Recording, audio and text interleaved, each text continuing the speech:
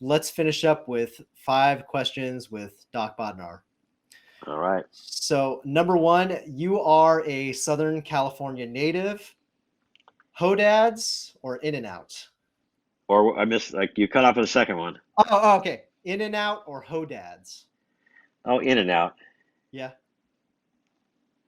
Yeah, I It's I only lived in San Diego for a year, and so I didn't know how popular this Hodads thing was, but it was yeah, pretty it's good, I not thought. that popular. Yeah, No, it's not that uh, popular. They had it at the Padres Stadium, so I'm like, oh, this must oh, be there we go. Yeah. this, yeah. All right. Question number 2. More intense atmosphere, the emergency room or trackside coverage?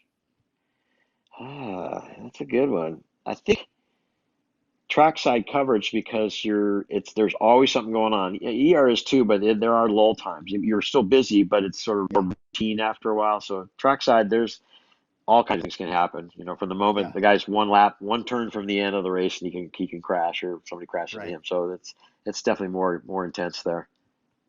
What do you do if somebody crashes on a race? You run out there Well, or yeah, I mean the whole idea is it's a coordinated ballet, so to speak. We don't just and we also have, say, the medics from the local paramedic group there. The ambulance yeah. company will be there, and we utilize them as well. But our team are usually the first ones on the track, so it's not blindly run out there. So you give the Right. guys time to get up. I mean, obviously, if they're Yeah. not getting up, we're gonna get there in pretty quickly. But it's one of those sports you'd be amazed how fast you think somebody's definitely going to be out of the race, and before you can get over to them, they've jumped on the bike and taken off again. So Oh yeah. so you have to. It's a really it's not like medicine you do anywhere else. Definitely not like hospital medicine. There's nothing in certain ways that compared to ER, just because of that they can get up and get going. But you just learn to do something more. I don't know, your skills get highly tuned just from that alone.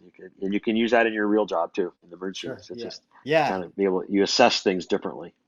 Yeah, I'm sure these 2 different jobs, they are related in terms of your expertise, but I'm sure you've learned things that you've applied to your ER job and vice versa, taking skills from the ER to the track, and it's Definitely, definitely. probably a nice balance.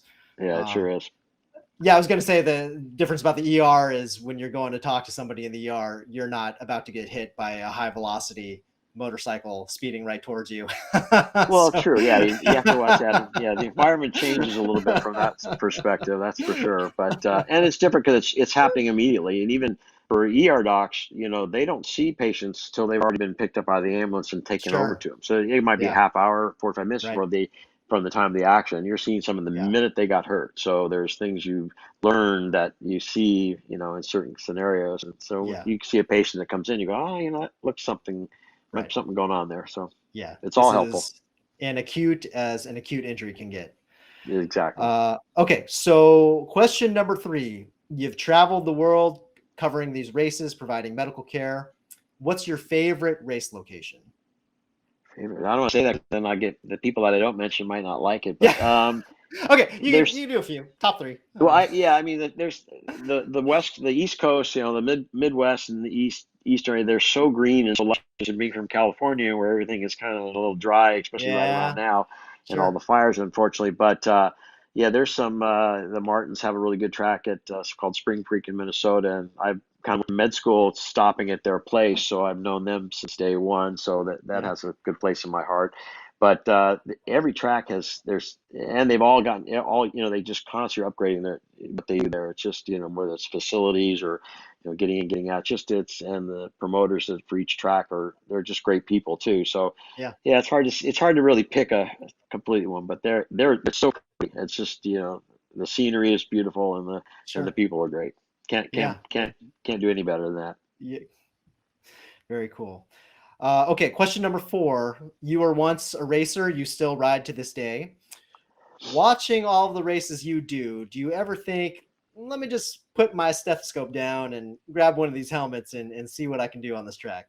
Yeah, I don't race anymore just because I get too intense and and Oh, then I really? ride over, well, because once you ride, you race, you want to win, right? So Yeah, even with sure. my buddies, you're always trying to catch the guy ahead of you, and so then you Right. start riding over your head. So for us, I still go to the motocross tracks a lot, just play ride and ride around, and have fun. And to me, Yeah. it's just what obstacle can I keep doing safely without getting hurt? Because unfortunately, if you go out right over your head a little bit, you're gonna get bit. Yeah. I can see it now. The movie version of this will be you have to replace an injured rider, and as you're Oh crossing the yeah, finish yeah, line, right, yeah, everybody's like, "Who is that?" I'm like, yeah. that's Doc Bodnar. Yeah, I don't think that's going to happen anytime. Riders know me well enough to know that they don't have anything to worry about from me. That's for sure. That's Doc. Everybody cries. Fade to black. Roll the credits. I can see it now. Okay. Last final question for Doc Bodnar. We mentioned about kids getting into this at a young age. Parents who might be listening to this, whose kids are tugging at them saying, let me get on one of these bikes. What advice do you have for the parents whose child might be interested in getting into motocross or supercross riding? It's kind of like any other like baseball and little league dads you hear about, those kind of names Yeah. it seems as long as you can, bond with your child. I mean, that's the whole point of this is your child wants to do it. Don't force him if he doesn't want to do it. And a lot of riders don't want their kids to be racing. They say, it's Yeah. just too hard or whatever. Sure. But it just, the parents that know their child know how they are and can support them. I mean, and it's a support type thing. It's not just a weekend go out and do stuff and then it's a Yeah. Monday through Friday or Monday through Sunday kind of thing, and Yeah. it's going to take a lot of effort and a lot of time. So if your child is really into it and you feel like this is something that if you know enough about that you can help them, or the people that can, then to me it's all worth it. And Right. times when it's say no. I mean, if the kid if he can't walk straight and without falling down, like man, maybe you might pick a different sport. But I mean, if Yeah. he shows aptitude and you guys have that family bond that you can do this kind of stuff, then there's a lot of other sports that I think would take second place to this one.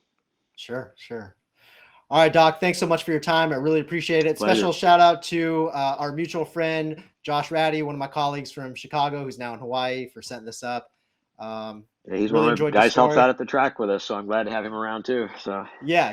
He really talked you up, and you certainly delivered. It was a great story. Thanks so much for sharing for us. glad to help out. Appreciate it. And I All right. appreciate this all the sports guys out there. I mean, this is sports is universal. I mean, there's the Olympics are going on now, and all those people are Yeah. doing that same kind of thing. So we all have our little niches of what we can do to help out. And so once you find it, pick something you love to do and jump in there and do it. Because as docs too, it's one of those things. You want to help people out, and you can't always do it the way you want sometimes. So go out and find a kind of sport you can jump into and help out, and you'll have a good time. Absolutely. And especially during this time of COVID-19, I think we all have recognized how important sports are, how much we may have taken it for granted in the past, and not just physically, but socially and mentally as well. As we've Oh, sure. seen many of our top athletes deal with emotional stress that are related, in some part at least, to the pandemic and the inability to be the athlete that you identify yourself to be. So, um, uh, motocross, supercross, great sport. There's a lot of great sports out there. And like you said, I think doing it for the right reasons, doing it the right way, having the support, whatever sport you're going into, that's important for life. For sure. Yeah. Yeah. All right, Doc. Thanks so much. We'll Glad to see you help next out. time. All right. All right. Take care. Keep on sporting. All right. Folks, thanks for tuning in. If you like the show, please subscribe, like, and share. And we love to hear from you. If you have a question about today's show, or you, a loved one, or maybe your favorite athlete has sustained a sports medicine injury that you would like to know more about, please reach out to us on Twitter, Instagram, Facebook, or email. And stay tuned for more exciting content from the Sports Medicine Orthopod. Thanks again.